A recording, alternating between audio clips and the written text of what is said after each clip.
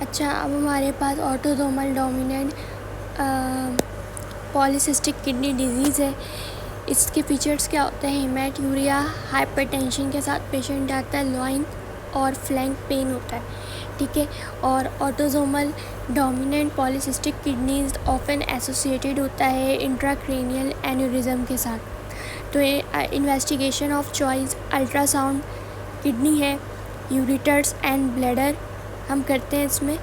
और genetic testing best not to select in the exam, क्योंकि ये बहुत हर जगह ये अवेलेबल नहीं होता।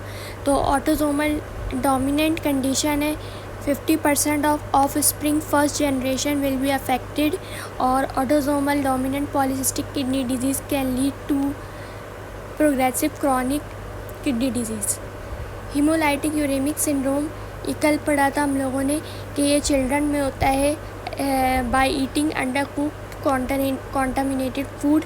ई कोलाई जो है वो एक एक्सोटॉक्सिन प्रोड्यूस करते हैं जो कि वेरोटॉक्सिन होता है, जिसकी वजह से प्रोफ्यूज डायरिया होता है, ब्लडी डायरिया होता है।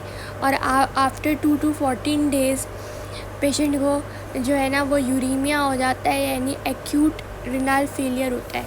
प्लस फीचर्स ऑफ एनीमिया होगा इसमें बच्चे को, ठीक है, फटीक और पेलर। तो फीचर्स क्या है? हीमोलाइटिक एनीमिया है, यूरीमिया, एक्यूट रिनल फेलियर, ठीक है, haematuria, proteinuria, urea and electrolyte and thrombocytopenia यानी लो प्लेटलेट्स होते हैं। तो ये ट्रायड होता है हीमोलाइटिक यूरेमिक सिंड्रोम में। तो हीमोलाइटिक से हीमोलाइटिक एनीमिया, यूरेमिक से रिनल फेलियर और जो है थ्रोम्बोसाइटोपिनिया मस्ट है। ट्रीटमेंट आईवी फ्लूइड देते हैं, ब्लड ट्रांसफ्यूजन करते हैं, डायलिसिस कर सकते हैं और सीवियर केसेस में सिर्फ प्लाज्मा एक्सचेंज करते हैं। अब नेवर गिव एंटीबायोटिक्स इन हीमोलाइटिक यूरेमिक सिंड्रोम, क्योंकि ये ई कोलाई के अंदर से मज़ीद टॉक्सिन को रिलीज़ करवाएगा। Suspect thrombotic thrombocytopenic purpura if the features of haemolytic uraemic syndrome हो प्लस पेशेंट को फीवर हो और न्यूरोलॉजिकल मैनिफेस्टेशन हो, तो ये पेंटार्ड बन जाएगा। और पेंटार्ड हमेशा थ्रोम्बोटिक थ्रोम्बोसाइटोपिनिक परप्यूरा में होता है, ठीक है।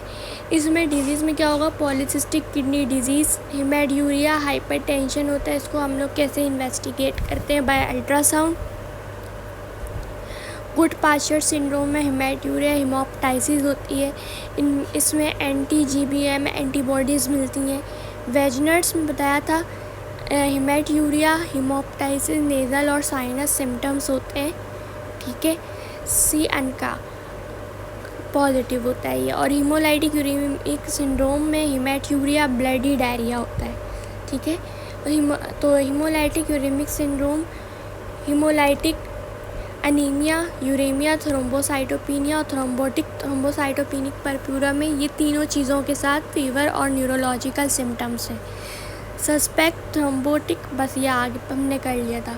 हेमेटूरिया after a respiratory tract infection, इसमें हमारे पास दो आ जाते हैं। एक होता है IgA ग्लोमेरुलोनेफ्राइटिस जो कि नेफ्राइटिक सिंड्रोम में आता है, और एक होता है पोस्ट स्ट्रेप्टोकोकल ग्लोमेरुलोनेफ्राइटिस, ठीक है, जो हमारे पास नेफ्रोटिक सिंड्रोम में होता है। तो IgA ग्लोमेरुलोनेफ्राइटिस बिल्कुल 1 to 2 डेज़, IgA पहले आ रहा है ना, तो 1 to 2 days after respiratory tract infection present करता हूँ। Post streptococcal glomerulonephritis 1 to 2 weeks after upper respiratory tract infection present करता है।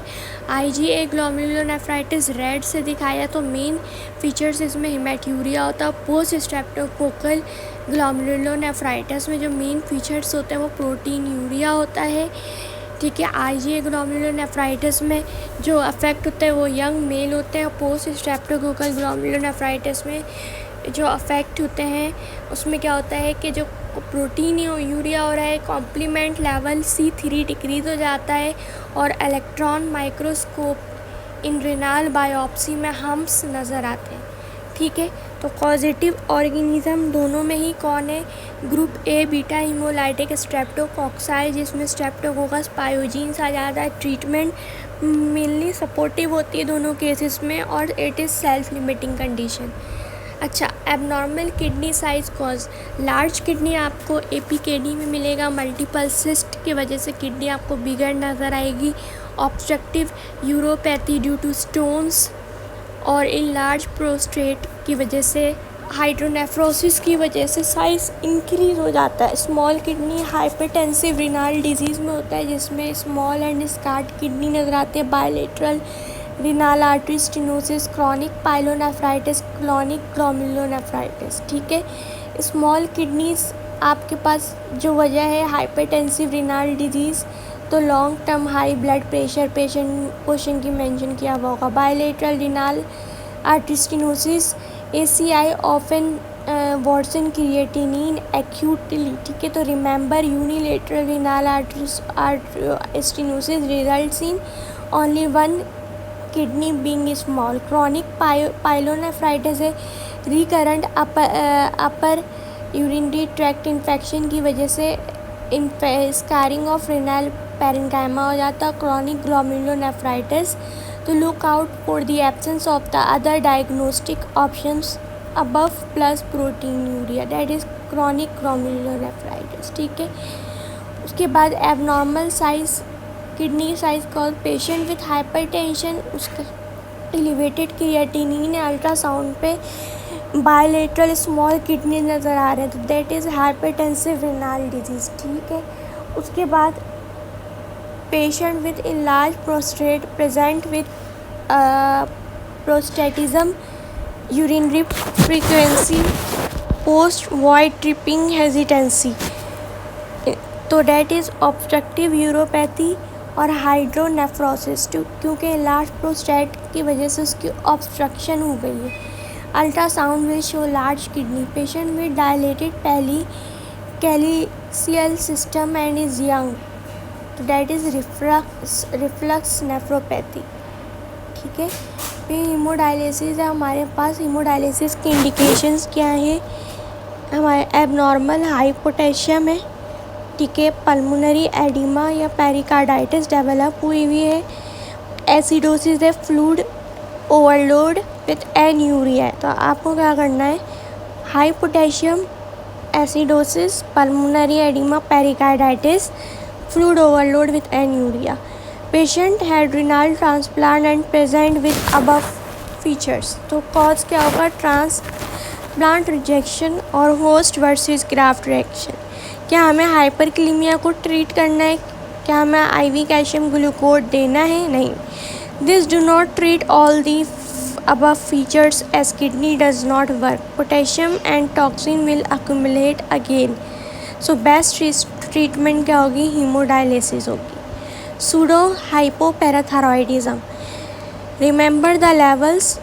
सूडो हाइपोपैराथायरॉयडिज्म में क्या होता है? पैराथायरॉयड लेवल रेज होता है, कैल्शियम लेवल नॉर्मल भी हो सकता है, रेज भी मिल सकता है, फॉस्फेट आपको रेज मिलता है। ठीक है, सूडो हाइपोपैराथायरॉयडिज्म इसमें क्या होता है कि जो हमारा बोन और किडनीज होती हैं उसमें PTH रेजिस्टेंस आ जाती है, results in not enough calcium being absorbed, ठीक है, into the serum from the intestine, kidney and bone. तो parathyroid level rises because of the negative feedback. फिर हमारे पास ए डायनेमिक बोन डिजीज़ है, disease due to low bone turnover. ठीक है, अब इसमें over suppression of parathyroid hormone किसी भी वजह से कि ओवर रिप्लेसमेंट आपने कैल्शियम और विटामिन D कर दिया है।